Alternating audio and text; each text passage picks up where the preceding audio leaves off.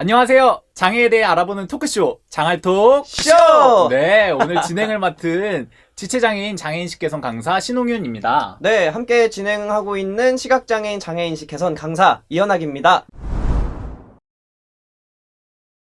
네, 현학씨. 네. 오늘 우리 신나게 오늘 해봐야 되는데, 오늘 저희가 준비한 시간 장알톡쇼는 즐겁고 간단한 어떤 퀴즈로 통해서 우리 장애에 대해서 쉽고 깊게 이해를 해보자. 네. 약간 이런 취지에서 준비를 해봤어요. 지금 나 장애에 대해서 정말 모르는데 난 장알못이야 라고 생각하시던 분들도 저희 토크쇼를 함께 하신다면 그래도 내가 조금은 장잘알이야, 장애에 대해서 잘 알아 라고 어디 가서 이렇게 얘기하실 수 있을 만큼 맞습니다. 열심히 퀴즈 드리고 말씀 나누면서 장애에 대해서 잘 알아갔으면 좋겠습니다. 그리고 퀴즈쇼라고 하긴 했지만 네. 이게 막 어렵게 문제를 내고 지식을 뽐내는 이런 시간은 아니에요. 그렇습니다. 이게 막 장애가 공부를 할 게 참 많기도 하고 당사자인 저희도 사실 다 잘 몰라요. 네. 그리고 모르시는 게 어쩌면 당연할 수도 있죠. 그렇습니다. 네. 그러니까 부담 없이 네. 서로의 생각을 나누는 시간으로 오늘 좀 생각을 해보시면 좋을 것 같아요. 네. 그럼 현학씨 본격적으로 한번 첫 문제 부탁을 드려볼까요? 네, 첫 번째 문제 제가 드리도록 하겠습니다. 다음 중 장애 당사자를 지칭하는 말로 알맞은 것은? 제가 준비한 첫 번째 문제거든요. 네, 보기를 드려볼게요. 좋습니다. 1번 장애자, 2번 장애인, 3번 장애우. 정답 생각나시나요? 저는 바로 알겠습니다. 바로 알겠다라고 하셨는데 과연 홍윤 씨가 떠올린 그 보기가 정답일지 한번 카운트다운하고 공개해 볼까요? 좋습니다. 카운트 시작합니다.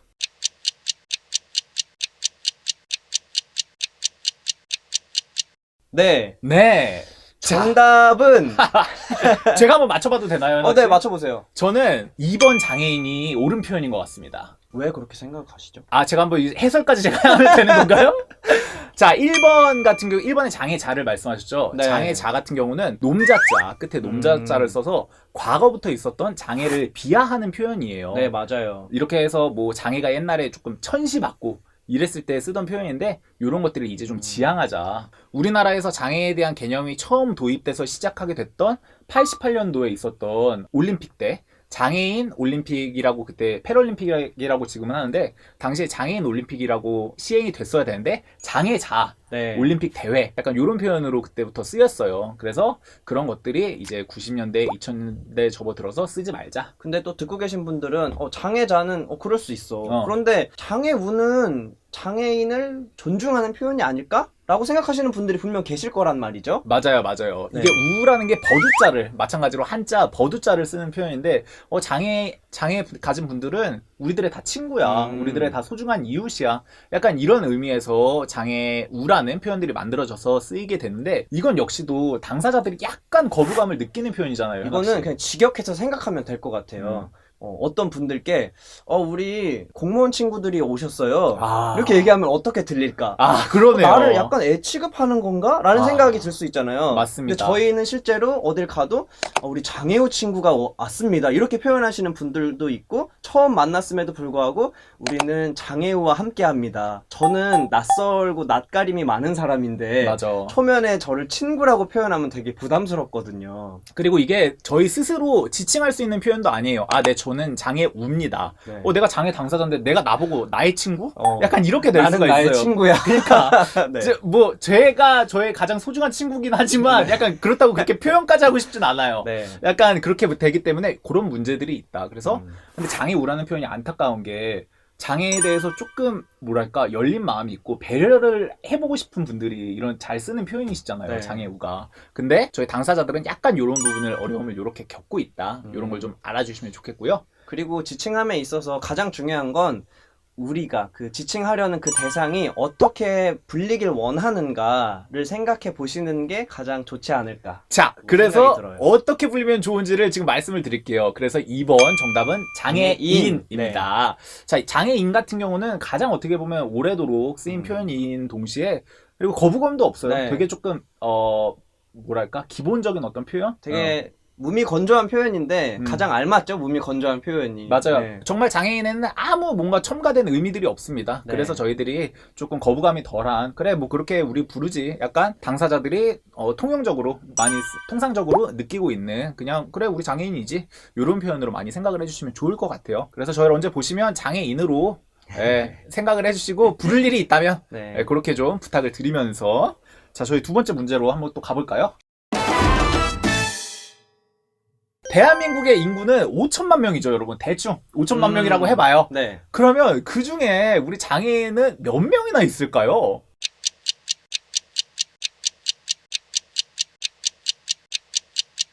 네. 자, 그럼 우리 현학 씨의 대답을 먼저 들어볼게요, 여러분. 우리 현학 씨는 한 몇 명 될 것 같습니까? 제가 주변에 이렇게 아는 사람들을 한번 쭉 생각해 봤어요. 네. 대충 퍼센테이지로 환산했을 내 때 주변에 네. 이거 네. 통계가 이거 약간 잘못될 것 같은데? 저의 어떻게 보면 주관적인 통계죠. 아, 제 주변에 아는 사람이 한 100명이다라고 가정하면 어. 저는 그래도 20명은 장애인이 있어요. 5분의 1이네요. 네, 제가 뭐 장애를 가지고 있어서 그런지 모르겠지만 아. 그래서 1000만 명은 너무 많으려나요? 1000만 명이요? 5천만 명 중에 1000만 네. 명 정도 장애인으로 본다. 네. 자, 우리 현학 씨의 대답은 이렇습니다, 여러분. 그러면 제가 통계청에서 발표한 기준을 가지고 말씀을 드려볼게요. 네. 2019년 통계청 기준에 따르면 우리나라에서 등록된 장애인은 267만 명. 그러니까 전체 국민의 5.39%가 여기에 해당됩니다. 생각보다 되게 적다. 네, 장애인이 5.39%예요. 근데 이게 재밌는 건 따로 있어요. 재밌는 거는 다른 나라와 비교를 했을 때 이게 재미가 생기는데 네. 미국 같은 경우는 우리나라의 2배가 넘는 12.8%가 오, 네. 전체 인구의 장애인이고요. 그리고 스웨덴은 16.8%. 그리고 호주는 더해서 18.3%예요. 거의 제가 예상한 수치네요. 이렇게 되는 거죠. 네네. 그리고 헝가리는 심지어 전 국민의 4분의 1, 25%를 장애, 이렇게 말하면 현학 씨의 유추를 넘어서는 거죠. 그러면 정말 단순하게 헝가리나 뭐 미국 이런 나라에서 태어나시는 분들이 장애 빈도가 높은 것인가? 아니 뭐 그 나라가 장애를 발생시키는 뭐 사고가 많은가? 라고 생각할 수도 있는데 그렇진 않잖아요. 그렇습니다, 여러분. 네. 거기서 특별히 뭐 장애가 더 발생할 만한 이유가 있는 게 아니라 장애를 만드는 기준점이 다르기 때문이에요. 이게 이런 국가들에서 앞에 말씀드렸던 이런 국가들에선 당뇨나 알코올 중독, 암, 심지어 의사소통이 어려운 외국 이민자들에게까지 장애인으로 보는 어떤 그런 자격들을 부여를 하고 있어요. 이게 여기서 우리가 알고 넘어가야 될 부분은 장애가 별게 아니라는 거예요. 이게 우리는 뭔가 장애가 대단히 특별하고 막 안타깝고 막 불쌍한 것 이렇게 많이 생각을 하는데 사실은 실상은 기준점에 따라서 있다가도 없어지고 누가 장애인이었다가도 아니게 되고 이런 것들일 뿐이거든요. 그래서 장애에 대한 개념을 너무 한정짓게 생각하지 말고 되게 조금 넓은 의미로서 그냥 사회적 기준에 따라서 뭐 장애가 될 수도 있고 없을 수도 있구나 약간 이렇게 생각을 해주시면 좋을 것 같아요. 그리고 현재 대한민국에서는 장애인이라고 하면은 어떤 신체적인 손상을 가진 사람들로 대표되는 이미지가 있어요. 맞아요. 그래서 눈이 보이지 않는다거나 뭐 다리를 쓰지 못한다거나 뭐 이런 신체적인 능력을 상실한 그런 사람들을 장애인의 대표적인 이미지로 그리시지만 뭐 아까 말씀드린 대로 알코올 중독자분들 또는 정신장애인도 장애 많이 포함시키시고 어떤 맞아요. 나라는 우울증을 가진 맞아요. 분도 장애를 가진 분으로 분류를 하잖아요. 그렇기 때문에 꼭 우리가 지금까지 알던 것처럼 어떤 신체의 손상이 곧 장애인이야 보다는 좀 더 넓은 의미에서 생각을 해주신다라면 이게 좋을 것 같아요. 조금 더 예시를 들어보면 조선시대 때는 혼혈인도 장애인으로 자격이 있었어요. 그래서 그럴 정도로 차이가 나고 좀 달라지고 있다. 그래서 장애에 대해서 너무 한정짓게 생각하지 말고 뭐 누구나. 그리고 우리나라 같은 경우는 장애에 대해서 특별한 어떤 그룹을 장애인으로 묶어서 그들에 대해서 뭔가 복지 혜택도 하고 좀 다른 차원에서의 어떤 접근들을 하는데 외국에 방금 말씀드렸던 그런 장애인 복지 선진국 같은 경우는 그냥 장애인 자격이 있다가도 없고 그냥 한시적으로 부여가 되기도 하고 이런 식으로 되게 조금 이런 다른 부분들이 생겨요. 그래서 조금 더 폭넓게 장애에 대해서 이해를 해주시면 당사자들이 좀 더 편하게 느끼겠다. 네. 이런 생각을 해봤습니다. 자, 그럼 다음 질문 한번 현학 씨가 맞추니까 괜찮은 것 같네요. 제가 네. 다음 퀴즈 한번 내볼 테니까 요것도 한번 이거는 네. 제가 이 퀴즈를 좀 준비를 해봤지만 장애인들도 못 맞춘다. 약간 이런 생각을 가지고 제가 이번 한번 문제는 꼭 맞춰볼게요. 한번 해봐요. 네. 자, 갑니다. 3번 문제. 장애와 관련된 다음 표현 중에 옳은 것을 골라주시면 돼요. 옳은 거. 자, 제가 말씀드리겠습니다. 1번. 영희는 발달 장애를 앓고 있다. 2번. 철수는 휠체어 장애인이다. 3번.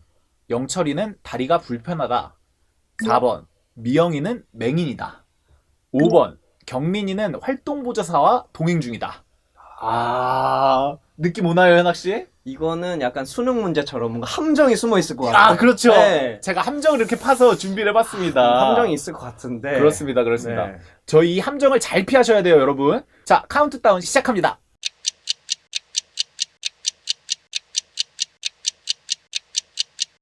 자, 네. 가겠습니다. 현학 씨 3번 문제 정답 몇 번 같았어요? 5번이 아닐까. 5번. 네. 경민은 활동보조사와 동행 중이다. 네. 근데 현학 씨 이 컨셉은 좋은데 가끔은 좀 맞춰주셔야 되는데. 이거 지금- 틀렸나요? 제가 정답 발표하겠습니다. 네. 여러분, 5번. 지금 현학 씨는 정답을 말했을까요? 네, 틀렸습니다. 현학 씨 틀렸어요. 지금 장애인식개선 강사가 말이에요. 자, 그럼 하나씩 네. 오답 노트를 우리 같이 한번 진행을 해볼까요? 네네. 자, 여러분 1번부터 같이 봐보겠습니다. 틀렸나 내가? 자, 1번. 영희는 발달 장애를 앓고 있다. 이건 대표적인 잘못된 표현이죠. 그렇죠. 사실. 뭐가 틀렸나요, 현학 씨? 앓다라는 것은 어떤 질병의 관점에서 맞습니다. 이야기를 하는 것인데 장애는 곧 질병이야 라고 연결이 되잖아요. 맞아요. 모든 장애가 질병은 아니죠. 그렇죠. 네. 병으로 인해서 장애가 발생을 할 수 있지만 장애 그 자체가 질병은 아니기 때문에 앓고 있다, 앓다라는 것은 정말 잘못된 대표적인 표현 중에 하나인 그렇습니다. 거는 알고 있어요, 제가. 이게 네. 동치시켜서 많이 생각을 하세요. 근데 장애 이퀄 병이 절대 아니라는 걸 알아주시면 좋겠고, 장애는 병이 아니라 그냥 일종의 상태로 생각을 해주시면 될 것 같아요. 저도 그렇고 현학 씨도 그렇고 장애가 있지만 저희 엄청나게 건강합니다. 그렇죠. 저희 뭐 감기도 잘 안 걸려요. 네, 저희 네. 왜 이렇게 병이 없는 약간 요런 사람들인데 네. 요런 부분들을 유념을 잘 해주시면 좋을 것 같고요. 자, 2번 휠체어 장애인이라는 표현을 제가 썼어요. 네. 철수는 휠체어 장애인이다. 요건 좀 어떻게 들으셨어요? 이건 그러니까 휠체어 장애인이 자체가 성립할 수 없는 말인데 굳이 성립을 시키자면 철수의 휠체어는 장애를 가지고 있다 라고는 할 수 있겠죠. 여러분 이 디테일한 차이를 지금 들으셨나요? 네. 그렇습니다.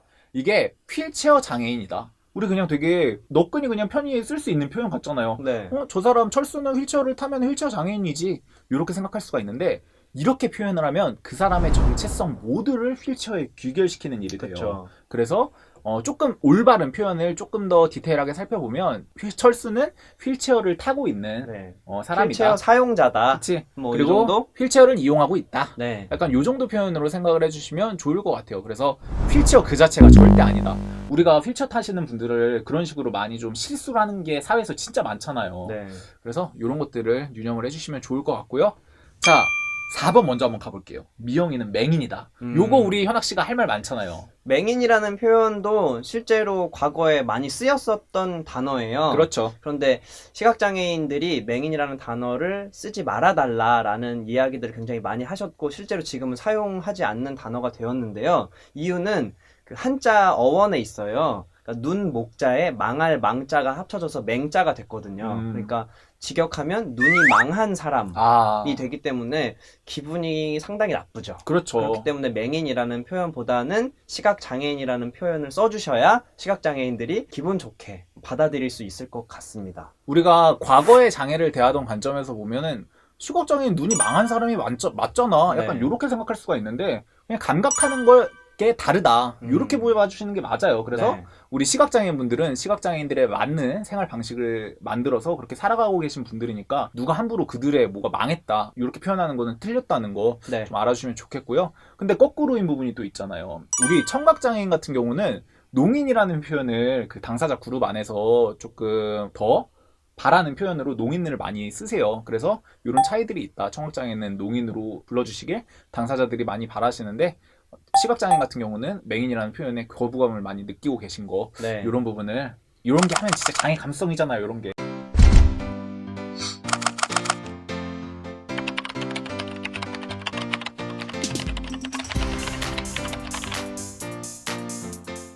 그쵸. 이런 작은 디테일들에서부터 장애 감수성을 갖추고 있는 사람과 그렇지 않은 사람이 조금 구별되는 것 같아요. 그러니까 우리 영상 보시는 분들 이런 거 알아가면 얼마나 이제 수준 높은 인격자, 약간 인권의 어떤 알아가는 사람, 약간 이렇게 그게 되니까 해주시면 좋겠고. 자, 우리 5번 현학 씨가 틀린다. 네. 이게 근데 저희 장애 당사자들이 많이 틀려요. 네. 왜냐면은 자 5번에 제가 뭐라고 썼습니까? 경민이는 활동보조사와 동행 중이다. 이런 표현을 제가 썼는데 일단 굉장히 맞는 표현 그쵸? 네. 이게 뭔가 경민이라는 이름이 틀리진 않았을 거 아니야. 그리고 동행. 그러니까. 말 맞는 단어인 것 같고. 그러니까. 네. 자, 근데 활동보조사라는 표현에 약간 맹점이 있어요. 아, 이런 표현 쓰면 안 되겠구나. 활동보조사라는 표현에 잘못된 지점들이 네. 있어요. 이게 장애 당사자들도 많이 틀릴 수밖에 없는 일단 게 활동 보조사라고 하면은 통상적으로 그렇죠. 장애인의 어떤 사회 활동이나 가사 활동을 돕기 위한 어떤 사회 서비스의 일종이거든요. 그렇습니다. 네. 그런데 이게 뭐가 잘못된 거죠? 그렇게 활동을 해주시는 분들인데 실제로 활동보조사라는 표현은 굉장히 오랫동안 쓰였던 표현이에요. 근데 이 당사자분들이 활동을 하시던 당사자분들이 나의 업무는 누군가의 업무를 보조하기만 하는 일이 아니다. 보조라는 표현을 벗어나서 새로운 용어들을 우리에게 되찾자. 우리를 위해 써달라. 이렇게 나와서 최근엔 활동지원사라는 표현으로 용어들이 바뀌었어요. 그래서 활동보조사가 아니라 활동지원사라는 표현을 당사자들께서 추구해서 만들어내셨다는 거, 이런 것들을 기억하시면서 활동지원사라는 표현을 다들 알아주시면 좋겠습니다. 이것도 디테일한 장애 감수성이 맞아요. 담긴 단어네요. 이게 제가 문제 좀 잘 냈죠? 역시. 근데 자, 우리 정답을 한번 그러면 살펴볼게요. 네. 영철이는 다리가 불편하다. 자, 자, 정답 속에는 불편하다라는 표현을 씁니다. 우선 가장 알맞은 답이긴 한 것 같네요. 나머지 맞아요. 5개 중에서 그나마 제가 장애 당사자로서 제일 덜 거슬린다고 해야 할까요? 맞아요. 네, 그런 말임에는 맞네요. 지금 우리 현학 씨가 짚어주신 대로 정답 속에 불편하다는 표현 역시 많이 쓰는 표현은 맞지만 무조건 막 옳다, 나이스한 표현이라고 그렇죠. 보기도 좀 어렵기도 해요. 네. 왜냐면 장애가 무조건 불편하기만 한 것은 절대 아닙니다, 여러분. 불편은 굉장히 좀 상대적인 개념이에요. 상황에 따라 많이 다르죠. 이를테면 저는 사회적으로 봤을 때 중증 장애인이지만 걷는 거를 제가 어려움을 겪는데 중증 장애인이지만 이제 제 몸의 불편을 저는 많이 느끼고 있지는 않아요. 거꾸로 비장애인인데도 불구하고 스스로의 몸에 저보다 많은 불편을 느끼면서 살아가는 분들도 많이 계시고요. 우리 현학 씨도 불편을 이제 크게 못 느낄 때가 그리고 조금, 있잖아요. 네, 디테일하게 말씀드리면 네. 가령 철수는 5층까지 가는데 다리가 불편하다. 라고 하면은 되게 자연스러운 문장일 수 있겠지만 엘리베이터가 있으면은 다리가 불편하다라고 그렇지. 이렇게 말을 안 하게 되잖아요. 근데 5층까지 가는데 엘리베이터가 없어. 그러면 계단이 있어서 철수는 불편하다는 될 수 그렇지. 있는 단어겠지만, 네. 그래서 우리가 3번이 가장 조금 덜 틀린 말이긴 하지만 그래도 불편하다라는 게 또 우리가 1년 뒤, 2년 뒤에는 이것도 맞지 않습니다라고 설명드릴 수도 있는 맞아요. 네, 장애 감수성이 그렇게 발전해 가고 있기 때문에 현재는 맞고 미래는 틀릴 수도 있지만 그런 단어들이 우리가 많이 사용하고 있죠, 일상 속에서. 그리고 우리가 오늘 옳은 표현에 대해서 살펴보려고 할 때 여러분이 다 헷갈리신 게 과거에는 아무 문제의식이 없던 표현들이 맞아요. 많아요. 네. 그랬는데 현대에 들어서 이런 것들이 문제들이 지적이 되면서 바뀐 표현들이 많아서 그래서 여러분들이 그런 걸 유념을 해주시면 이 표현도 바뀔 수 있구나. 하지만 오늘 정답으로 이걸 담은 거는 계속 누차 얘기하지만 이 불편하다는 표현은 장애 당사자들이 거부감이 이렇게 네. 지금 현재는 크지 않은 표현이기 때문에 저희가 좀 소개해드리는 차원에서 담아봤습니다.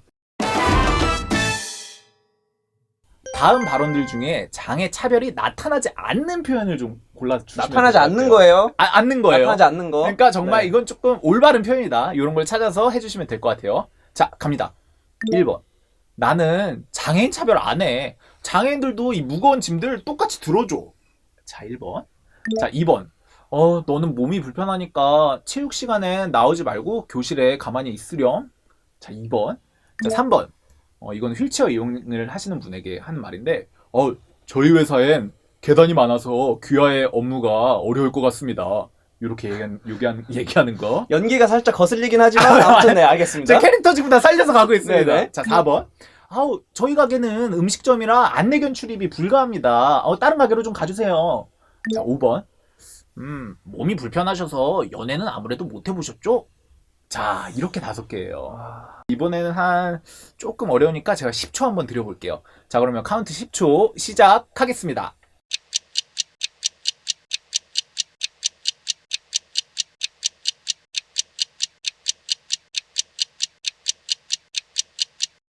네, 현학 씨. 네. 시간이 또 왔어요. 네, 네, 이제 맞춰야 되거든요. 그렇죠. 그런데 보통 수능 시험에서 정답이 어려울 경우에 네. 제가 3번을 찍으라는 얘기를 많이 들었던 것 같아요. 제 학창 시절에. 그래서 수능 점수가 높으셨나요? 아니요, 제가 전혀 높지 않았는데. 여러분 이거 미신입니다. 이러면 안 네. 돼요. 네. 근데 좀 모호하기 때문에 3번 자. 해볼까요? 3번. 지금 휠체어를 이용하고 계신 분에게 저희 회사엔 계단이 많아서 귀하의 근무가 어려울 것 같습니다. 요거의 옳은 표현이라고 지금 현학 씨는 고르셨어요. 자, 그러면 제가 답안을 일단 공개를 할게요. 네, 정답을 공개하겠습니다. 정답은 없습니다. 아, 이래도 되는 건가요? 왜? 배신감 느껴지는데요. 왜? 여러분, 이런 거예요. 장애는 약간 이런 겁니다. 반전. 뭐래? 약간 이런 게 있어요. 그래서 하나하나 차마 이게 옳은 표현을 뭔가 담기가 어려웠어요. 우리가 안 좋은 소리만 많이 듣고 살잖아요. 그쵸. 근데 이 5가지가 우리 현학 씨 공감하시겠죠? 네. 우리 장애 당사자들이 한국 사회에서 너무나 쉽게 아주 많이 듣는 표현들이잖아요, 이게. 그렇습니다. 하루는 심했다. 한 달에도 몇 번씩은 꼭 듣고 넘어가는 표현들인데. 뭐 하루에도 다 이런 이야기를 몇 번 들을 때도 있죠. 아, 맞아요. 네네. 학교에 다니거나 이러면은 꼭 이렇게 많이 듣게 되는데. 하나하나 한번 뜯어서 우리가 그렇죠. 어떤 부분이 우리 장애 감수성을 포함하지 않는 말들인지 한번 네. 가보겠습니다. 1번부터. 자, 보기 하나하나 해설을 해드릴게요. 첫 번째 보기의 경우에는 이런 경우들이 진짜 많잖아요. 제가 실제로 대학 생활할 때 그런 교수님이 계셨어요. 나는 정말 우리 사회가 더 장애에 관해서 발전했으면 좋겠어. 나는 장애에 대한 편견이 없어. 그렇기 때문에 네가 비장애 학생과 같은 공부를 했으면 좋겠어. 근데 그 공부라는 게 이렇게 어떤 외국어를 배우는 거여서 그 써야 됐거든요. 손으로. 네. 근데 그걸 너도 썼으면 좋겠어 라고 말씀을 해주셨어요. 근데 안 보이는 사람한테. 네, 되게 바람직한 마인드인 것 같다라는 함정이 숨어 있지만 사실 현실적으로 시각장애인에게 있어 손으로 글씨 쓴다라는 이 행위 자체가 장애로 인해 불편함이 확실히 있거든요. 네. 가능하지 않는 영역일 수도 있고.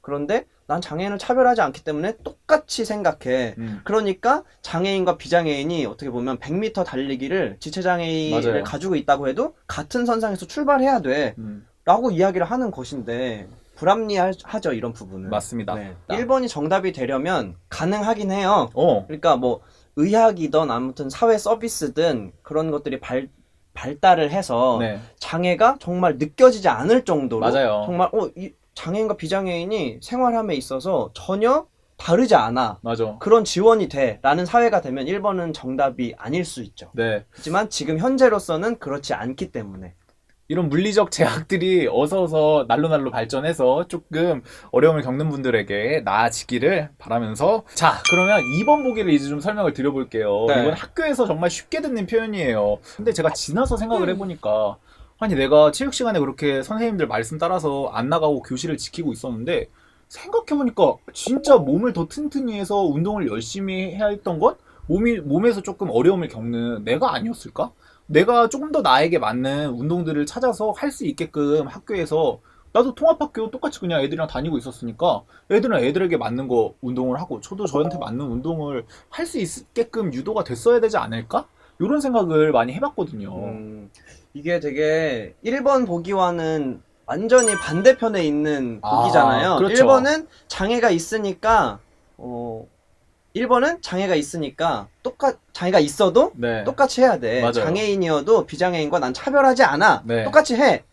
2번은 장애가 있으니까 안 해도 괜찮아. 네. 되게 인정적이고 그런 맞아요. 나를 배려해 주는 것 같지만 여기에도 함정이 있는 거예요, 사실. 근데 사실 장애를 가져보지 않은 분들이 그냥 막연하게 생각하기에 내가 이걸 무리하게 시키는 것이 좀 이 사람에게 고통스럽지 않을까라는 생각을 가지실 수도 있고, 맞아. 반대로 내가 이 사람을 편견을 가지고 다르게 대한다면 상처받지 않을까라고 생각하실 수도 있을 것 같은데, 맞아요. 저는 가장 좋은 건 당사자한테 좀 물어보시는 게 좋을 것 같아요. 맞아요. 이게 장애라는 개념 자체가 우리 사회에서 엄청나게 뭔가 특별한, 네.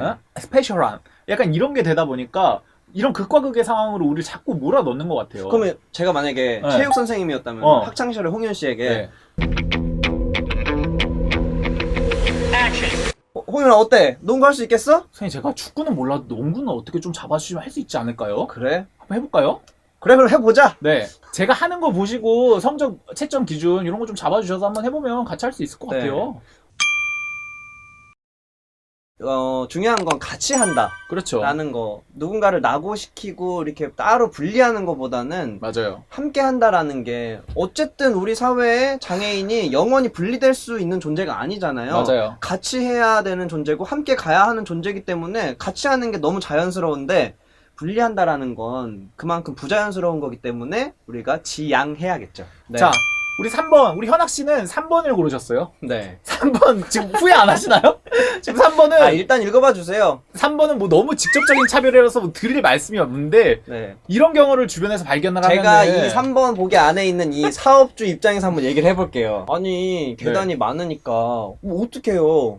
계단이 엘리베이터가 없는데 어떻게 할 수가 없잖아요. 이 인권 브레이커. 아니 어떻게 그런 어떻게- 말을? 내가 건물을 갑자기 지을 수도 없는 노릇이고. 자, 이런 상황들이 많이 발생을 하는데 네. 여러분들 이런 거 혹시 발각하시면 장애인 차별 금지법의 위반으로 신고를 해주시면 좋을 것 같은데. 또 이게 사회적으로도 좀 마이너스인 게 실제로 그 장애 당사자가 업무 능력이 굉장히 뛰어남에도 불구하고 가령 근데 계단이 있다는 이유로 근무를 못한다. 그러면은 그 장애 당사자 그리고 그 사업장 양쪽에 다 마이너스잖아요.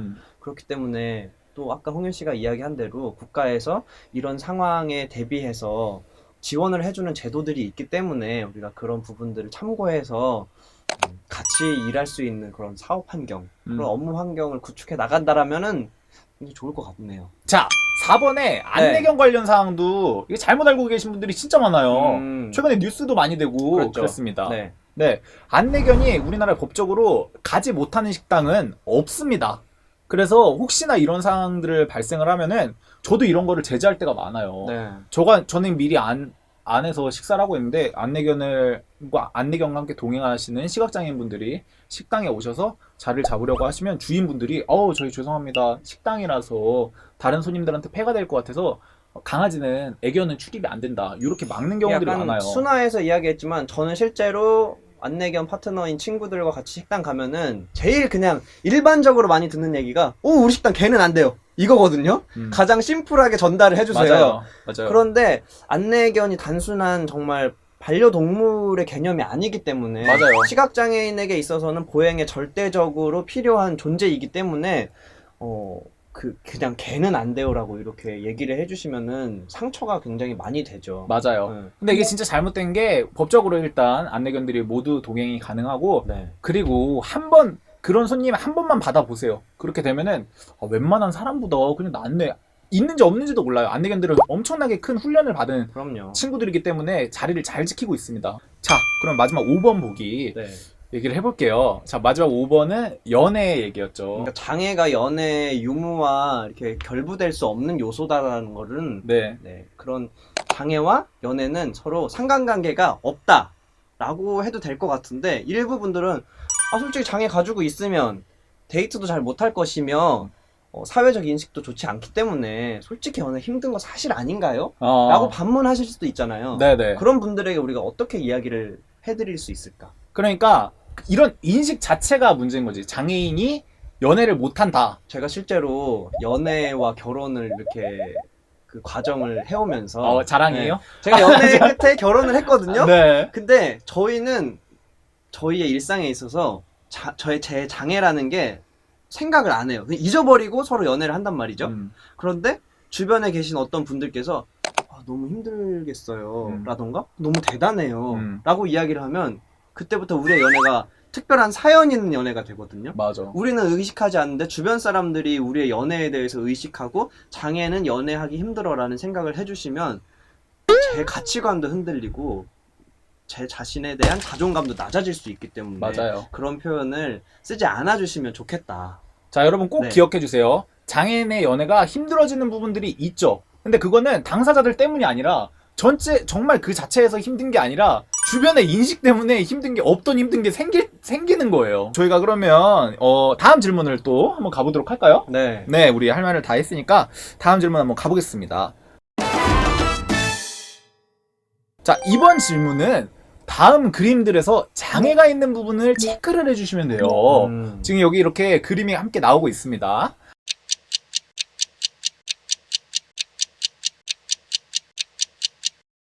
자, 이런 상황들에서 이 세 개의 그림의 어떤 차이점이 저는 느껴지는데 현학 씨도 뭔가 조금 느껴지시나요? 그냥 일반적으로 지금 우리 사회의 가장 통상적인 정답을 생각해 본다면 3번은 너무 분명하잖아요. 아, 그렇죠. 사실 장애를 상징하는 마크 자체도 이렇게 휠체어를 어떤 상징화한 그렇죠. 그런 표식이 있고, 또 실제로 뭐 휠체어 사용자들의 경우에 그런 이슈가 많았으니까 맞아요. 턱의 경우에는 흔히 생각할 수 있는 장애가 맞을 것 같은데. 자, 그러면은 우리가 그림 하나씩 네. 놓고 생각을 해보죠. 첫 번째 그림. 외국어를 못해서 애를 먹고 있는 인물의 모습. 요거를 얘기를 한번 해볼게요.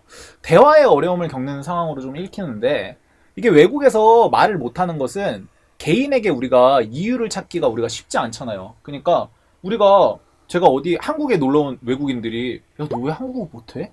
왜 너 말도 못하고 있어? 우리 이렇게 생각 안 하잖아요. 네. 당연히 못하는 거지. 그냥 당연히 잘 안 되는 일이지. 이렇게 많이 생각을 하고 있는데, 외국인 관광객들이 현지에서 쉽게 구경을 할 수 있도록 각 국가들은 사회적으로 많은 노력을 기울이고 있잖아요. 그래서 우리가 이 1번 그림 같은 경우는 개인의 책임이 아니라 사회의 책임으로 우리가 생각을 해야 되죠. 아, 우리나라가 외국인들이 접근하기가 좋지가 않구나. 좀 외국인들이 접근하기 쉽게 외국어 가이드나 이런 부분을 확충을 해서 외국인들이 더 많이 놀러 다닐 수 있게 우리나라에서 해야겠다. 이렇게 사회적인 부분으로 많이 생각을 하죠. 그러니까 우리는 보통 신체 손상이 있을 때 장애를 가지고 있는 사람이라고 생각을 하기 때문에 내가 외국에 나가서 말을 외국어로 유창하게 하지 못하는 것에 대해서는 이건 장애가 아니고 정말 당연한 거다라고 이렇게 생각을 해주실 수 있고 그렇게 생각을 해 오시잖아요. 네. 그런데 태어날 때부터 언어 장애를 갖고 계신 분은 당연히 언어 장애인이야 라고 생각을 하시겠지만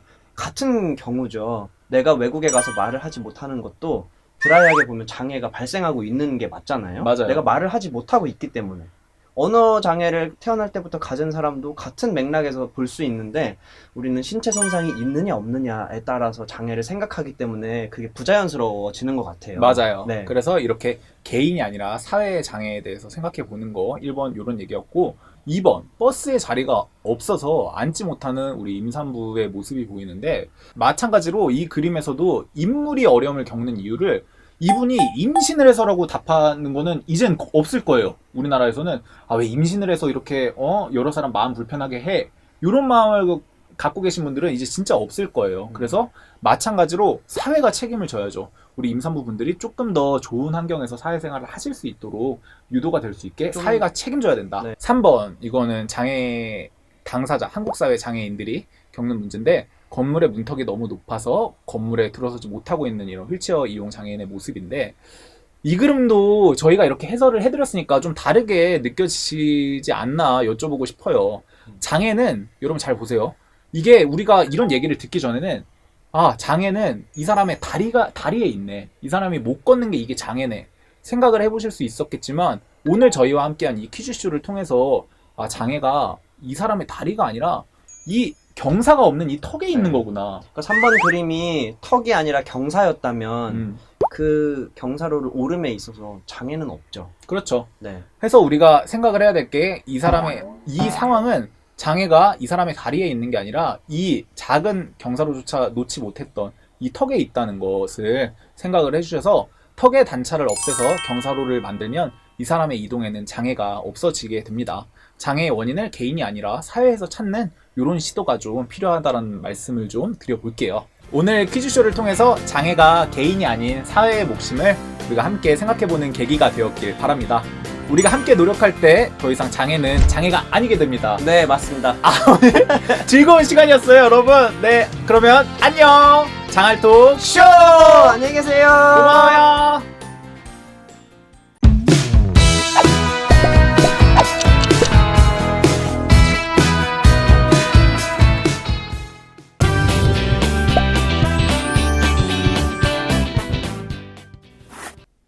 안녕하세요. 강사 고은영입니다.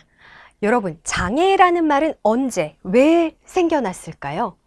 물론 장애인은 인류가 존재할 때부터 함께 존재했겠죠. 하지만 장애인이라는 이 집단적인 이 구분된 단어는요, 네, 산업사회 때 생겨났다고 할 수 있습니다. 엘리자베스 시대에 이 구빈법을 장애 개념이 탄생된 계기라고 말씀드릴 수 있는데요. 구빈법, 무슨 말이죠? 나라가 빈곤을 책임지겠다 하는 거죠. 네, 이 무렵에 불황자들이 급증했었어요. 그러면서 나라에서 불황자들 중에서도 노동력이 있는 자와 노동력이 없는 자를 구분합니다. 예, 그 노동력이 있는 자가 어빌리티였고 노동력이 없는 자가 디서빌리티였어요. 디서빌리티에 바로 장애인이 있었고요. 그리고 노인이 있었습니다. 이 장애인과 노인은 구빈원 시설에 보호했었어요. 이렇게 장애인이라는 말이 disabled라고 하면서 생겨나게 된 거죠. 노동 생산성을 기준으로 해서 이 말이 생겨난 겁니다. 자, 그리고 그 이후에 2차 산업혁명이 일어나게 되면 장애인은 더 구분됩니다. 네, 노동 생산성이 더 중요해지죠. 공장화되고 대량 생산이 중요해졌기 때문이죠. 네, 더 구분받습니다. 그러다가 3차 산업혁명이 됩니다. 소량 다품종의 사회로 바뀝니다. 그러면서 각각의 개성을 존중하고 다양성을 존중하게 되죠. 인간에 대해서도 다양성을 존중하게 되면서 이 장애인에 대해서도 그 의미를 재해석하고 차별적인 그 구성을 재구성하게 됩니다. 그리고 지금 우리가 살고 있는 시대, 네, 4차 산업혁명 시대라고 하죠. 로봇의 시대라고 합니다. 점점 더 인간과 기계의 구분이 모호해질 거라고 합니다. 네, 여러분, 이런 스마트 웨어러블 로봇 디바이스들 계속 나오면 네, 장애인들에게는 또 다른 기회가 됩니다. 네, 이런 기계들로 인해서 점점 더 네, 신체의 기능성으로 인해서 노동 생산성이 구분받았던 것이 무의미해지기 때문이죠. 이렇게 시대가 변하고 있는데요, 여러분. 여러분은 어떤 시대적 관점으로 장애를 바라보고 계셨을까요? 네, 이번에는 장애인의 뜻에 대해서 한번 살펴보겠습니다. 현재 우리나라 법에서 말하는 장애인의 뜻은요. 네, 장애인 복지법을 찾아보시면 됩니다. 와, 이렇게 길게 나와 있네요. 이 중에서 키워드로 짚어드리겠습니다. 신체적 그리고 정신적 장애 이렇게 구분해서 볼 수 있다는 거 짚어드리고요. 그리고 일상생활이나 사회생활에서 상당한 제약을 받는 자, 네, 생활에서의 제약을 기준으로 해서 정의를 내린다라는 거 짚어드립니다. 이 정도는 기억해 주세요. 여러분은 장애인 하면 어떠한 단어나 느낌이 떠오르세요? 비장애인들에게 물었더니 이러한 말씀들을 하셨습니다. 대부분은 잘 모르겠는데 장애인이 되면 살기가 힘들지 않을까 하는 부정적인 말씀들이었는데요. 이 뒤에는 나랑은 상관없는데 하는 숨은 뜻이 담겨져 있었습니다. 그런데 과연 그럴까요? 자, 태어날 때부터 장애인이었어요 하는 분들은 이 정도밖에 되지 않습니다. 살다가 보니까 사고를 당해서 질병 때문에 어느 날 나도 장애인이 되었네 하는 비율이 대부분인 거예요. 그리고 나이가 들수록 네, 질병에 걸릴 확률이 더 높아지죠. 나이가 들수록 나도 어느 날 장애인이 되었네 하는 비율이 높아진다라는 겁니다. 더 이상 남의 일이라고는 할 수 없을 것 같아요, 여러분. 예전에는 남의 일이야 라고만 생각했던 때도 있었습니다.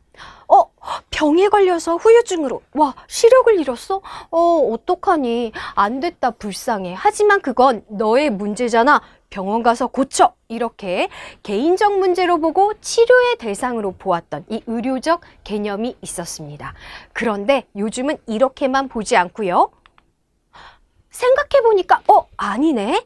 이게 너와 나, 우리 모두의 문제였구나. 그리고 손상을 입은 한 개인이 있다면 환경이 중요하구나. 어떤 환경에 있느냐에 따라서 그 사람이 장애를 느끼면서 살아갈 수도 있고 장애를 전혀 느끼지 않고 살아갈 수도 있구나.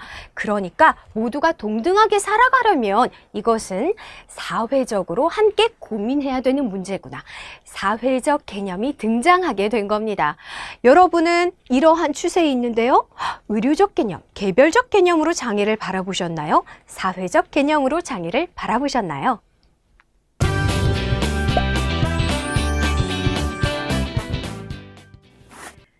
우리나라는 장애를 어떻게 범주화하고 있을까요? 먼저 신체적 장애와 정신적 장애로 구분합니다. 신체적 장애로서 12범주가 있고요. 그리고 정신적 장애로서 3범주가 있습니다. 이 신체적 장애 12범주 중에서 6가지가 지금 화면에 나와 있는 거예요. 이 중에서 오해하기 쉬운 것만 몇 가지 짚어드리겠습니다. 뇌병변 장애. 뇌병변 장애는요, 중추신경의 손상으로 인해서 근육 강직으로 인해서 의사소통이 힘든 경우를 말합니다. 그러니까 발음이 불명확하다거나 아니면 말의 속도가 느린 거죠. 이런 것을 보고서 지능이 낮은 거 아니야? 라고 오해를 하시는 경우가 있습니다. 지적장애와 다릅니다. 또 지능이 낮은 게 아닙니다. 뇌병변 장애 기억해 주시고요. 그리고 시각장애. 시각장애인들은 모두 다 전혀 보이지 않는 사람들이야 라고 오해하시는데, 전혀 보이지 않는 전맹인 분들은요 몇 프로 되지 않습니다. 오히려 더 많은 분들이 저시력자에 해당한다 라는 것도 알아두시면 좋겠고요. 그리고 시각장애인들은 다 점자를 사용하는 거 아니야? 라고 생각하시는데 그렇지 않습니다. 점자가요 배우기도 어려워요. 후천적으로 시각장애를 얻은 이런 분들 같은 경우에 어떻게 써요? 문서 확대의 방법도 있고요. 음성 출력의 방법도 있고요. 다양한 방법이 있습니다. 꼭 점자만 사용하는 것은 아니다 말씀드리고 싶습니다. 그리고 청각장애. 청각장애인이라고 해서 모두 다 수어를 사용할까요? 그렇지 않습니다. 수어를 사용할 수도 있지만 구화, 입의 모양으로 대화를 하는 구화를 할 수도 있고요. 자녀 청력을 사용할 수도 있고요. 문자를 사용할 수도 있습니다. 그러니까 우리가 섣불리 판단하지 말자. 이것도 말씀드리고 싶습니다. 그리고 신체적 장애 나머지 6가지 범주가 나와 있는데요. 뇌전증 짚어드리고 싶습니다. 예전에는 간질이라고 불렀는데요. 지금은 뇌전증이라고 부른다는 거 기억해 주시고요. 그리고 장루 요루장애도 말씀드리고 싶어요. 잘 모르실 수도 있는데 이것은 이제 대변 주머니나 소변 주머니를 차고 있는 경우를 이야기합니다. 다음은 정신적 장애입니다. 지적 장애와 자폐성 장애는 포괄해서 발달 장애라고 부르기도 하죠. 그리고 정신 장애가 있습니다. 여기서 한 가지, 자폐성 장애인들은 특정한 분야에서 특출한 천재성을 보이던데 라고 말씀들을 하시는데 모두 다 그런 것이 아닙니다. 영화 마라톤 보니까 초원이 그리고 어떤 영화 보니까 배우지도 않았는데 막 피아노도 독학해서 되게 잘 치던데요? 암기 잘하고 산수 잘하던데요? 이런 말씀 하시는데요. 자폐성 장애인 중에서도 서번트 신드롬에 해당하는 분들만 그렇습니다. 역시 섣불리 판단하지 말자 말씀드리고 싶습니다.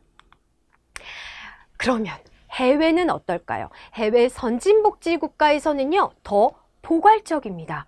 우리나라에서는 사실 이것만 보는 거예요. 신체나 정신의 기능적 장애만 봤다면 해외에서는 특정한 분야의 일을 할 수 있는가 없는가 하는 노동 능력 측면을 보기도 하고요. 그리고 사회적 의미의 장애를 보기도 합니다. 이게 뭐냐면은요, UN 장애인 권리 협약에 따라서 나왔던 이 사회적 모델의 관점을 반영한 것입니다. 이 장애라는 것이 손상을 가진 한 사람만으로 볼 수 없고 그 환경적 장벽 사이에 상호작용으로서 범주화할 수 있다라는 거예요. 이렇게 만약에 우리나라도 사회적 의미의 장애까지 포함시키게 된다면 비만인도 장애인이라고 할 수 있고요. 이민자도 장애인이라고 할 수 있게 되는 날이 올지도 모르겠어요. 점점 더 포괄적인 의미로 보는 추세에 있으니까 말이죠. 자, 여러분, 이쯤에서 여러분의 장애 감수성도 한번 테스트 해보겠습니다. 장애 감수성이란 장애 또는 장애인에 대한 반응으로서 장애의 다름을 인정하고 장애인을 존중하는 태도와 마음가짐을 말합니다.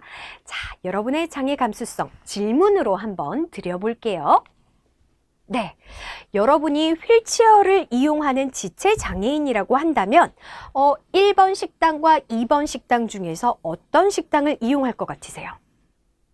물론 정답이 따로 있는 것은 아닙니다. 원하시는 곳으로 가면 되지만 많은 장애인들이 2번 식당으로 갑니다. 이유는 뭘까요? 이 식당의 차이는 아시겠나요? 1번 식당은 여기 경사로가 있는 거예요, 지금. 그래서 시설이 잘 갖추어져 있어서 휠체어가 쉽게 들어올 수 있어요. 좋네. 그런데 식당 주인의 표정을 보세요. 날 별로 좋아하지 않는 것 같아. 그런 표정이 느껴집니다. 2번 식당을 보세요. 계단이 있어요. 시설은 갖추어져 있지 않습니다. 그런데 식당 주인이 아이고 어떡해요. 계단이 있어서 죄송합니다. 대신 임시방편으로 경사로 대신 이거라도 깔아드릴까요? 하면서 도와주려고 하는 모습이에요. 이게 바로 장애 감수성입니다. 시설, 제도, 정책, 법 물론 중요하죠. 그러나 그 이전에 더 중요한 것은 사실 태도, 공생에 대한 생각, 인식이 아닐까 싶어요. 장애 감수성, 장애 인식 이런 것을 위해서 오늘 이 시간도 여러분 저와 함께 하고 있는 것 아닐까요?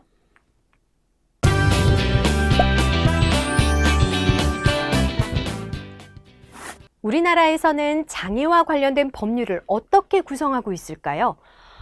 인권을 중심 가치에 놓고 우선 크게 두 가지로 구성해서 볼 수 있습니다. 소극적인 조치로서 차별금지, 권익옹호가 있고요. 그리고 적극적인 조치로서 사회 정책이 있습니다. 이 권익옹호에 대한 것은 잠시 후에 살펴보기로 하고요. 자, 사회 정책과 관련된 거. 와, 이렇게 많은 법률이 있네요. 이걸 어떻게 다 기억해요? 걱정하지 마십시오. 많지만 정말 중요한 거, 노란 글씨, 장애인 복지법을 기억해 주시면 좋을 것 같아요. 장애인 복지법 은요, 장애인과 관련된 정의도 여기 나와 있고요. 차별 금지, 장애인의 교육은 어떻게 해야 하나, 장애인의 취업, 직업은 어떻게 해야 하나, 편의시설 등등 장애인의 인간다운 삶과 권리와 관련된 종합적인 법률이라고 보시면 됩니다. 어떤 장애인과 관련된 법이 궁금하다 하면 장애인 복지법을 찾아서 검색해 보시면 된다 정도는 기억해 주시면 좋을 것 같습니다. 장애인 복지법 잠시 후에 다시 돌아오기로 하고요. 조금 전에 말씀드렸던 권익옹호에 관련된 장애인 차별금지법 제가 하나씩 사례로 쉽게 이야기로 풀어드릴게요. 6가지로 풀어드릴 수 있을 것 같은데요. 먼저 직접 차별 말씀드리겠습니다. 이 경우는 정당한 사유 없이 제한, 배제, 분리, 거부 등에 의하여 불리하게 대하는 경우, 뭔가 말이 어려운 것 같지만 상대적으로 쉽게 이거 차별이잖아 하고 판가름하기 좀 쉬운 사례들에 해당합니다. 한 가지의 사례로 볼게요. 4번째로 볼까요? 휠체어를 이용하는 지체장애인이라고 봅시다. 그 지체장애인이 출근 시간에 시내 버스를 타려고 합니다. 그런데 버스 기사가 나도 시간 맞춰야 되고 승객들도 바쁜데 그냥 지하철 이용하시죠? 이러면 아무리 친절하게 거절해도 이것은 직접 차별이죠. 직접 차별은 상대적으로 좀 쉽게 판가름하실 수 있을 것 같고요. 간접 차별 보겠습니다. 간접 차별은요, 겉으로 봤을 때, 형식적으로 봤을 때는 차별이 아닌 것 같은데 가만 보니까 이거 차별이잖아 싶은 결과를 초래한다는 겁니다. 왜? 장애를 고려하지 않은 기준을 적용했기 때문이에요. 자, 예를 한번 보겠습니다. 대표적인 것이 바로 시험이에요. 비장애인과 장애인이 같이 앉아서 똑같이 시험을 본다.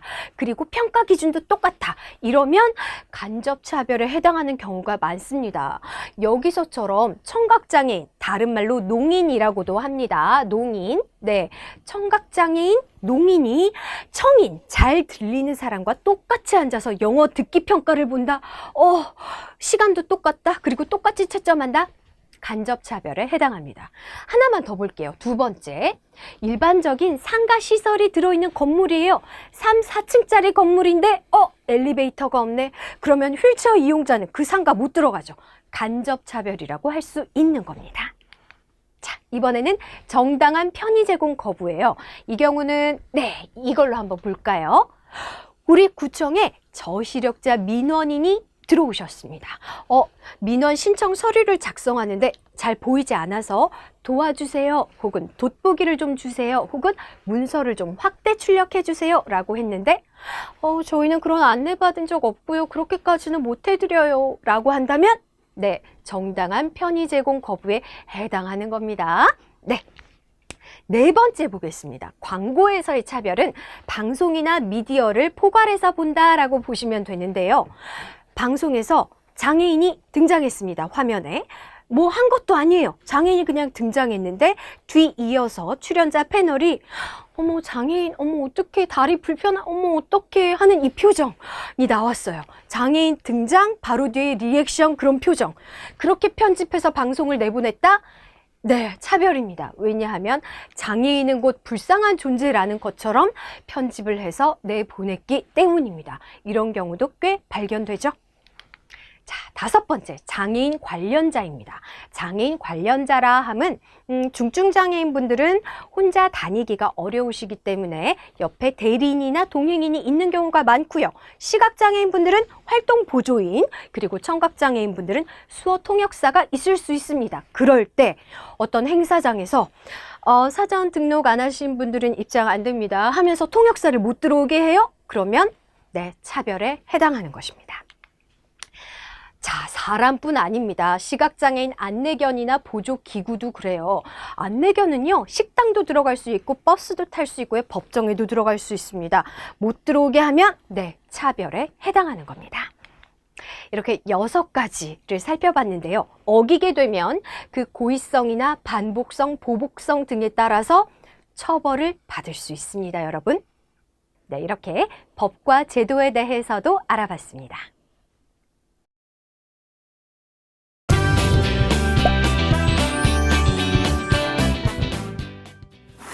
안녕하세요. 장애인식 개선 강사 이창훈입니다. 여러분, 실질적으로 장애인과 만났을 때, 그리고 장애인과 만날 약속이 있을 때 어떻게 해야 할지 참 난감하고 궁금한 사항들이 많을 것 같은데요. 오늘은 장애인과 만났을 때 어떻게 소통해야 할지 다양한 방법들에 대해서 이야기를 해보겠습니다. 사실 근데 문제는 해답은 정말 간단합니다. 장애인을 만났을 때 그냥 질문하면 돼요. 그냥 여러 가지 질문을 해서 그들의 필요를 알고 이제 다양한 해결책과 답안을 만들면 되는데, 사실 이렇게 끝 하면 아쉽잖아요. 그래서 다양한 장애 유형별로 어떻게 소통하는지 이야기를 진행해 보겠습니다. 먼저 시각장애인과 만났을 때 어떻게 소통해야 할까요? 본인을 알리는 게 중요합니다. 안녕하세요. 저는 이창훈입니다. 이렇게 본인을 소개한 다음에 여러 가지 질문을 해야지만 지금 나에게 이야기를 건 사람이 오늘 나와 만날 사람이구나 라고 알 수 있기 때문에 본인을 음성으로 직접 소개하는 게 매우 중요합니다.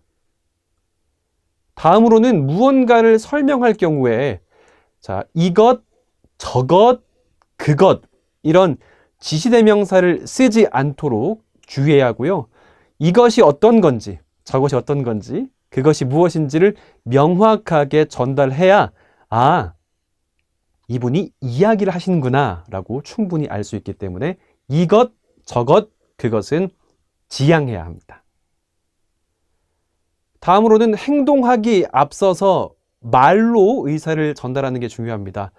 그냥 휙 나가버린다거나 또 갑자기 손에 뭔가를 쥐어준다거나 행동을 먼저 하는 것이 아니라 제가 지금 뭘 드리겠습니다. 제가 잠시 나갔다 오겠습니다 등의 이야기를 하고 나서 행동을 해야 시각장애 당사자가 깜짝 놀라지 않고 그 상황들을 바로바로 확인할 수 있기 때문에 우선 행동하기에 앞서서 말로 의사를 표시하는 게 매우 중요합니다.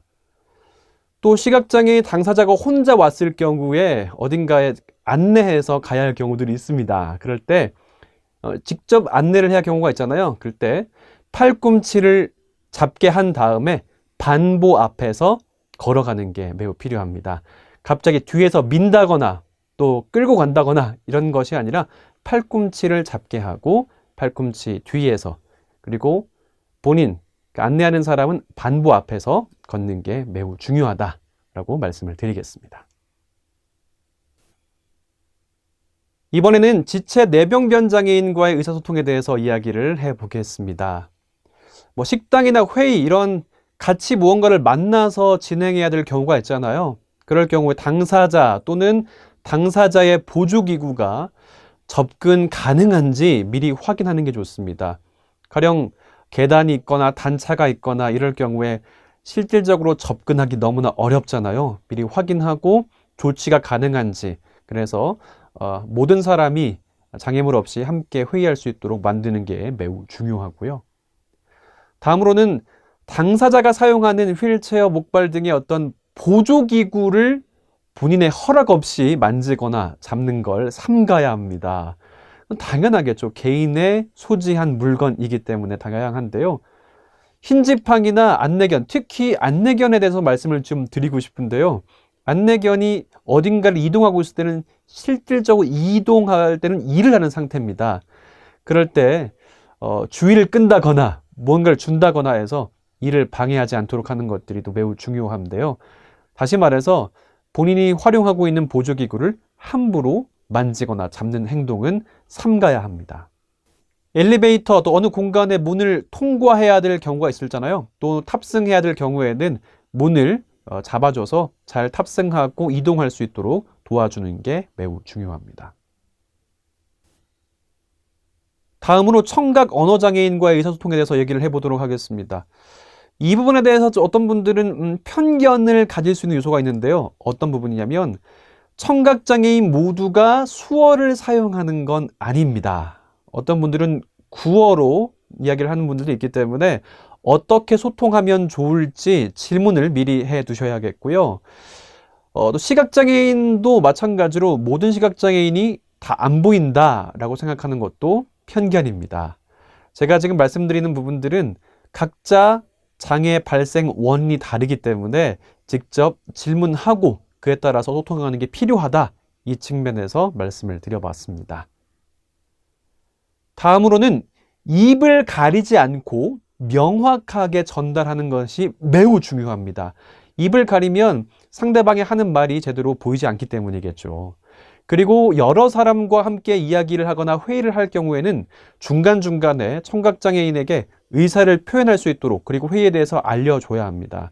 이유는 청각장애 당사자도 이 회의의 주체자라는 것들을 명확하게 인식하기 위해서 이런 조치들을 꼭 취해주는 게 매우 중요합니다.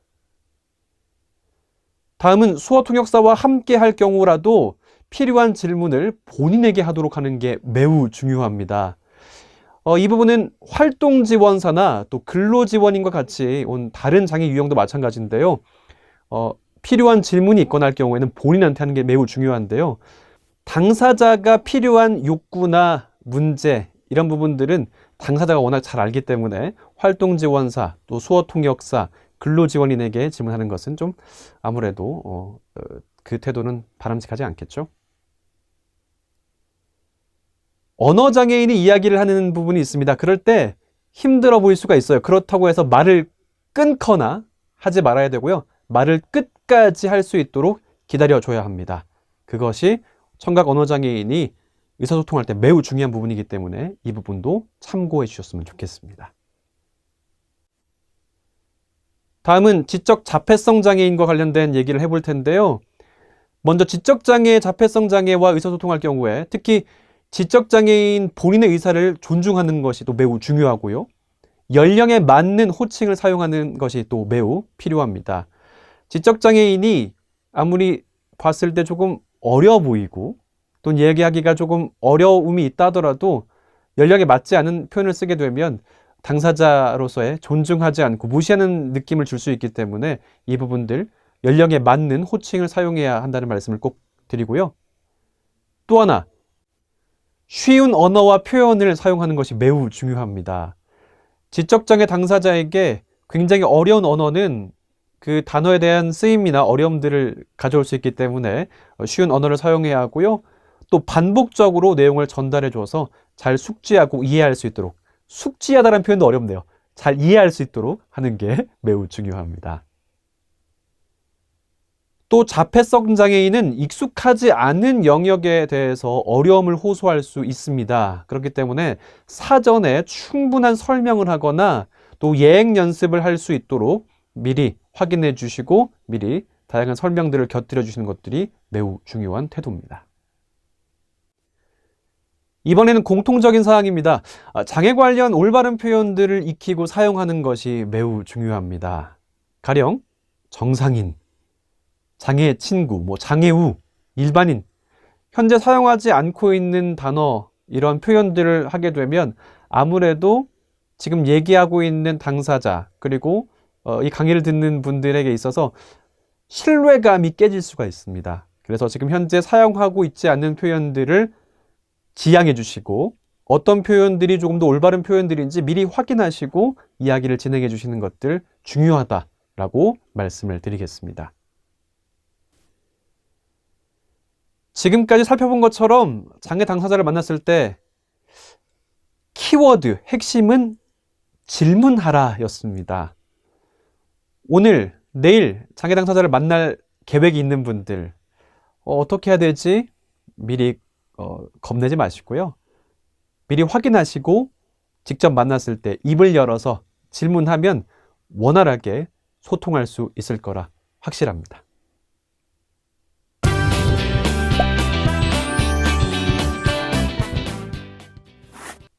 계속해서 장애와 관련한 도구, 공간, 환경에 대한 이야기를 해보겠습니다. 장애인이 일상을 영위하고 살아가면서 필수적인 도구, 공간, 환경 이 부분이 중요한데요. 하나씩 한번 살펴보죠. 우선 도구에 대한 이야기를 해보죠. 보조기구라고 말합니다. 장애로 인해서 발생하는 어려움, 문제 이런 부분들을 보완하고 해결해가는 다양한 도구들을 말합니다. 여러분들이 직접 많이 보셨던 건 아무래도 휠체어일 것 같은데요. 또 휠체어 외에도 보청기, 영상전화기, 흰지팡이, 안내견, 독서 확대기, 스크린 리더, 또 학습 보조기기 정말 수많은 보조기구들이 장애인들이 활용하고 있다는 점인데요. 이 보조기구를 활용할 때 어려운 부분을 말씀드리면 고가의 기기이기 때문에 직접적인 구매 어려움이 있습니다. 제가 지금 만지고 있는 이 점자 정보 단말기라고 하는데요. 이 보조기구도 개인이 활용하고 사기엔 너무나 큰 금액이기 때문에 교육청이라든지 지자체, 또 한국장애인고용공단, 한국정보화진흥원 이런 다양한 공공기관에서 시행하는 사업이 있습니다. 이 사업 지원을 통해서 대부분의 많은 장애인들이 이 보조기구를 활용하고 있습니다. 이 보조기구에 대한 부분들은 각 지자체나 아니면 말씀드렸던 장애인고용공단 이런 기관에서 활용하고 있는 보조기구 센터를 통해서 확인할 수가 있습니다. 다음으로 장애인의 일상과 관련한 공간에 대해서 이야기를 해볼 텐데요. 이 말씀을 드리면서 아무래도 큰 개념을 말씀드리고 그 개념 속에 있는 내용들 이렇게 말씀드리면서 여러분들이 이해하기 쉽도록 한번 진행해 보겠습니다. 첫 번째 내용은 베리어 프리입니다. 베리어 프리가 뭐지? 개념을 말씀드리면 장애인 등 사회적 약자의 생활에 지장이 되는 물리적인 장애물이나 장벽을 없애기 위해 실시하는 운동 또는 시책을 말합니다. 이 베리어 프리, 장벽을 없앤다 이런 말이잖아요. 베리어 프리 하위 개념으로 장애물 없는 생활환경 인증제도라는 게 있습니다. 일명 BF 인증제도인데요. 장애인 등이 개별 시설물, 지역을 접근, 이동함에 있어서 불편을 느끼지 않도록 계획하고 설계하고 시공하고 관리하고 이런 부분들을 평가하고 인증하는 제도를 말합니다. 그럼 과연 어떤 것들을 인증하고 평가할까요? 건물 진입로에 장애물이 있는지 없는지, 또 출입로의 문의 형태가 어떤지, 이게 밀어서 여는 건지, 또 자동문인지, 회전문인지 이런 형태를 보고요. 손잡이의 형태, 또 점자 유도블록의 유무, 또 화장실의 폭이나 넓이 이런 부분들, 시설의 다양한 부분들에 대한 항목들을 검토하고 평가해서 장애 당사자들이 이용할 수 있도록 하는 겁니다. 교통약자 이동 편의증진법 또는 장애인, 노인, 임산부 등의 편의증진에 관한 법률이 있잖아요. 이 법률에 의거해서 이 제도들이 운영되고 있습니다. 베리어 프리의 또 다른 이야기를 해볼 텐데요. 베리어 프리 영화입니다. 가치봄 영화라고도 얘기하는데요. 화면을 볼 수 없고 소리를 들을 수 없는 사람들도 화면 해설과 한글 자막을 넣어서 모두가 영화를 감상할 수 있도록 제작한 영화를 배리어프리 영화 또는 같이 본 영화라고 합니다. 영화 부분도 있지만 영화 외에도 방송사가 제작하는 드라마, 다큐멘터리, 예능, 애니메이션 등의 다양한 프로그램도 장애인 방송 의무 편성 지침에 따라서 현재 송출되고 있습니다. 또 지금도 뮤지컬, 연극, 전시, 공연 이런 다양한 부분들도 모두가 함께 즐기는 배리어프리 문화 확산의 움직임이 좀 발생하고 있는데요. 하지만 아쉬운 부분이 있습니다. 현재 스포츠 경기가 열리는 공간에서의 물리적 그리고 서비스적 지원 이런 부분들의 배리어프리 콘텐츠가 매우 미비한 실정인데요. 이 부분들에 대한 검토와 연구가 좀 필요해 보입니다. 또 다른 배리어프리 무장의 여행입니다. 또 무장의 관광이라고도 불리는데요. 장애인 등이 여행을 함에 있어서 나타나는 장애물과 장벽을 제거하려는 움직임을 말하는데요. 이 부분들을 폭넓게 일어나고 있습니다. 현재 사례를 말씀드리면 문화체육관광부에서는 열린 관광지를 선정해서 발표하고 있는데요. 지역마다 장애인이 편리하고 또 자유롭게 누릴 수 있는 여행지를 발굴하고 있습니다. 또 숙박시설, 음식점 등등에서 장애인들이 여행을, 관광을 즐길 수 있도록 무장의 여행, 무장의 관광이라고 말을 합니다. 이 부분도 많이 일어나고 있다라고 말씀을 드리겠습니다. 다음으로는 유니버설 디자인에 대한 이야기를 해보도록 하겠습니다. 제품, 시설, 서비스 등을 이용하는 사람이 성별, 나이, 장애, 언어 등으로 제약을 받지 않도록 설계하는 걸 말하는데요. 흔히 모든 사람을 위한 디자인, 범용 디자인이라고 말을 합니다. 그럼 유니버설 디자인 뭐가 있을까? 네, 바로 스마트폰이 있습니다. 누구나 사용하고 있는 핸드폰, 스마트폰 이렇게 말을 하죠. 모바일 기기, 스마트폰이 있고요. 또는 전동 칫솔도 이에 해당합니다. 또 교통시설 내에 설치되어 있는 엘리베이터, 저상버스, 그리고 우리가 많이 통과하고 있는 자동문 같은 경우도 유니버설 디자인과 매우 맞는 개념이라고 볼 수 있겠습니다. 다음으로 접근성에 대한 개념인데요. 사용자의 신체적 특성이나 지역, 나이, 지식, 수준, 기술 등을 고려해서 가능한 많은 사용자가 불편 없이 이용할 수 있도록 제품이나 서비스를 제공하고 이를 평가할 때 쓰는 것을 말합니다. 정보 접근성이 대표적인데요. 웹사이트, 모바일 애플리케이션, 키오스크, 무인 단말기죠. 이런 소프트웨어를 이용함에 있어서 장애인 등 정보 약자도 불편 없이 접근하고 이용할 수 있어야 한다는 걸 말합니다. 이 정보 접근성을 특별히 말씀드리는 이유는 코로나19 이후에 급속화된 비대면 사회에서 온라인이나 디지털 환경의 접근과 활용이 매우 두드러지게 나타나고 있는 형태인데요. 가령 이제 전자출입 명부라든지 이런 비대면 사회에서 조금 더 관심을 쏟아야 할 부분이 이 정보 접근성 분야이기 때문입니다. 이 정보 접근성을 다루고 있는 부분 중에 또 하나는 장애인 차별금지 및 권리 구제 등에 관한 법률에 따라서 국내 모든 웹사이트에서 웹 접근성을 준수하도록 하고 있는데요. 이 외에도 모바일 접근성이나 또 키오스크, 무인 단말기에 대한 접근성도 현재 논의되고 있기 때문에 더 넓어지고 있습니다. 지금까지 말씀드렸던 걸 우리가 왜 지켜야 할까? 왜 해야 되지? 라고 의문을 갖는 분들이 아마 있을 수도 있는데요. 바로 정당한 편의의 의무 때문입니다.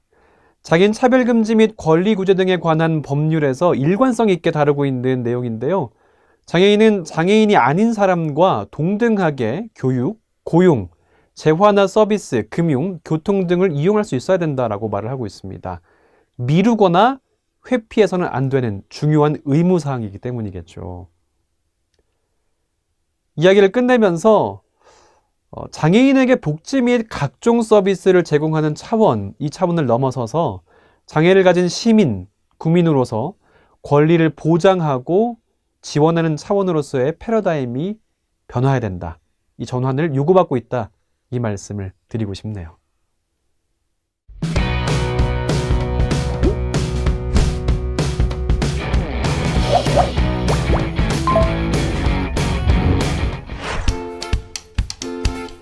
안녕하세요. 장애인식 개선 강사 신동윤입니다. 안녕하세요. 장애인식 개선 강사 이현학입니다. 네, 여러분 오늘은 저희가 한 구청 앞에 나와 있습니다. 구청이나 동주민센터를 이용하다 보면 장애 당사자로서 겪게 되는 난감한 경험들을 왕왕 마주하게 되거든요. 오늘 여러분들에게 저희가 어떤 난감한 상황에 빠지게 되는지, 우리 장애 당사자들이 어떤 곤란한 일들을 겪게 되는지를 보여드리려고 이곳까지 찾게 됐습니다. 한번 들어가서 보여드려 볼까요, 현학 씨? 제가 휠체어 운전해드려도 되나요? 한번 믿어보겠습니다. 네, 어떻게 갈까요? 우리 시각장애인의 운전, 네, 좌회전 해주세요. 아, 네. 네네.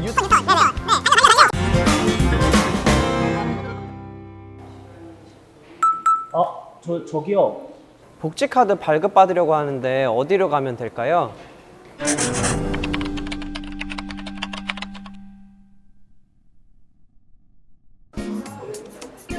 저쪽으로 가세요.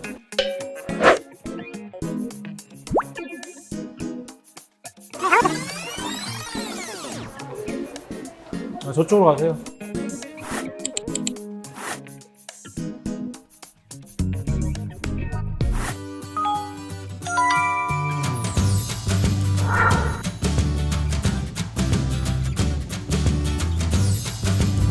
네, 제가 부서까지 안내해 드리겠습니다.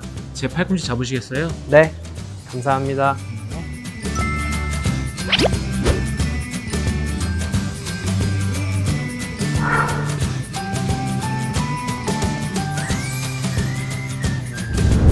민원 창구는 2층에 있습니다. 건물 중앙에 엘리베이터 있으니 이용하시고 2층 내리시면 바로 오른편에서 발급받으실 수 있습니다.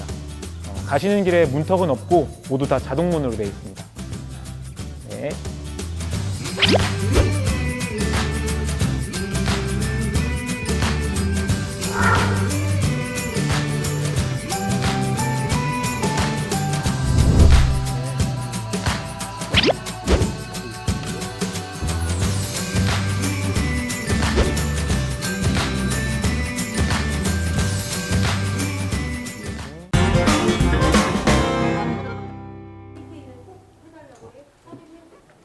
복지카드 재발급 받으러 왔습니다.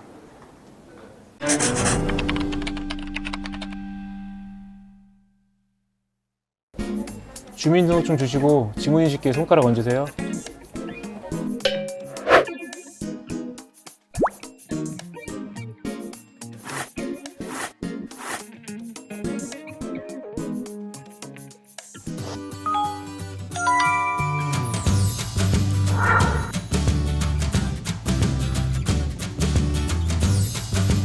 네, 복지카드 발급 업무 맡고 있는 주무관 김철수입니다. 주민등록증 좀 보여주시고요.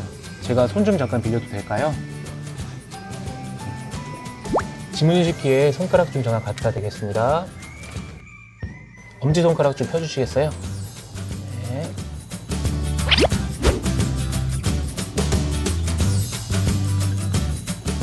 네, 됐습니다.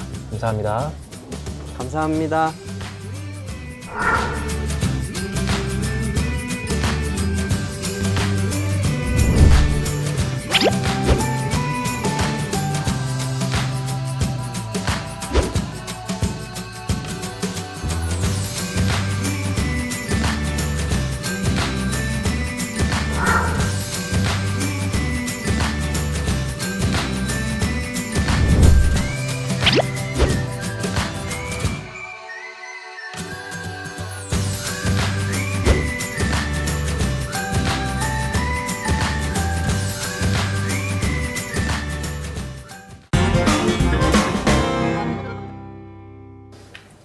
등본이 한 부 필요한데요.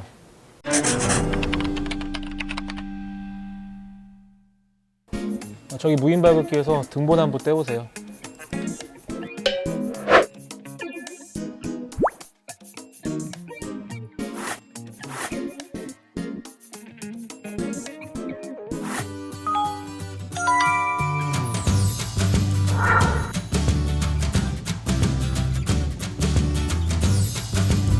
무인 발급기에서 출력할 서류가 한 부 있는데요.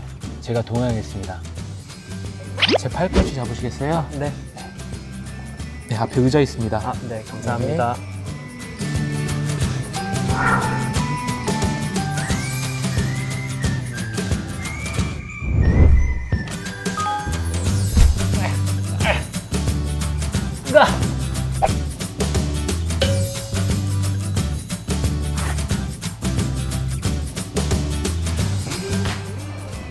제가 도와드릴까요? 아, 네, 좀 부탁드릴게요. 네, 등본을 떼려고 하거든요. 네, 주민등록번호 네.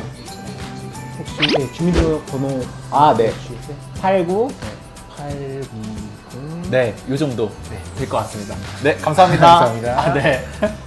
아, 복지카드 발급 쉽네. 그러니까 드디어 이렇게 받게 되네. 아, 이렇게 직진하면 되나요? 네네, 직진 갑시다.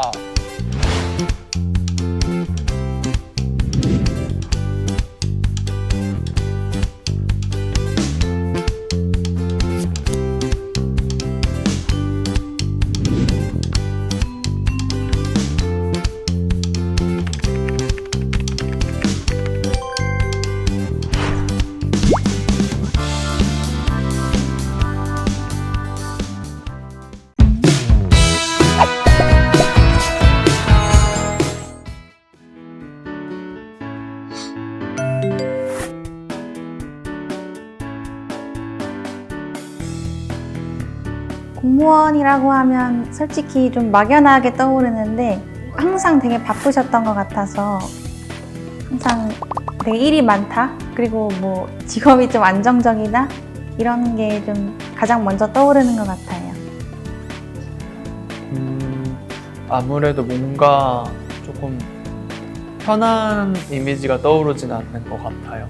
내가 뭔가 좀 부탁해야 되는 입장이고 항상 만날 때 필요에 의해서 찾아가는 경우가 좀 제일 많은 것 같아서 그래서 조금 부담을 가지고 뭔가 관련된 기관에 가거나 전화를 할 때도 다른 것보다는 조금은 내 마음적으로 마냥 편한 것 같진 않아요.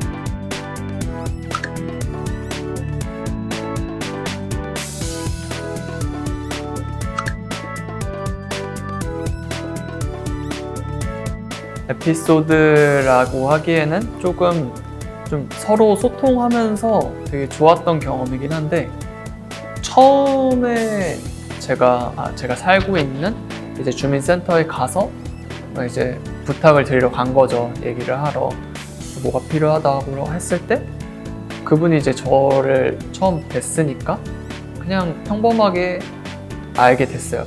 근데 제가 요청하는 바가 항상 조금씩 생길 때마다 찾아갈 때 조금씩 뭔가 그분의 표정이 제 친구들과 비슷해지는 걸 느꼈어요.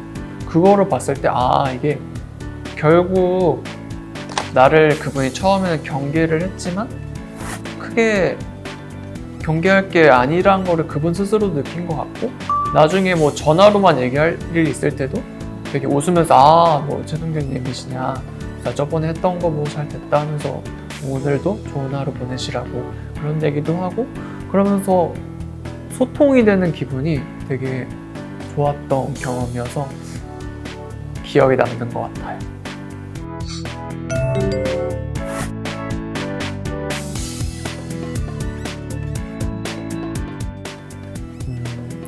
바라는 공무원의 모습보다는 좀 하고 싶은 말, 약간 전달하고 싶은 말은 있어요. 일단은 되게 많은 에티켓도 있을 거예요. 장애 당사자를 대하는. 그리고 여러 가지 응대 방법들도 있을 거고, 상황별로. 하지만 그러한 모든 지식을 아는 것보다 가장 중요한 거는 그 사람을 사람으로서 존중하고 이해하고 생각하려는 마음? 그거가 있지 않으면은 아무리 내가 뭐 상황별 에티켓을 알건 지식적으로 안다고 해도 그냥 아, 민원인 또 왔네, 힘들겠네, 이럴 수 있을 것 같아요. 하지만 그런 뭔가 생각을 조금만 바꿀 수 있으면 좋을 것 같아요. 공무직으로서 장애 당사자를 대하는 건 당연히 있을 거고, 그뿐만 아니라 되게 여러 가지 일들을 하게 될 거예요. 그렇기 때문에 공무직으로서의 장애 인식은 정말 중요한 거라고 생각을 하고, 그러한 인식들이 저는 이제 우리 나라의 인식을 만들어가는 데 가장 시작점이 될 거고, 그렇기 때문에 이 내용들을 통해서 조금이나마 변화가 일어나고 도움이 될 수 있으면 좋겠습니다. 사실 공무를 처리할 때도 뭐 서명 같은 거를 하거나 입력해야 되는 것들이 많은데 서명을 하는 그 위치만 잡아주셔도 저희는 충분히 저희 혼자 이름을 쓸 수 있기 때문에 그런 조금의 배려만 해주신다면 저희도 혼자서 자유롭게 공무를 처리할 수 있을 것 같아요.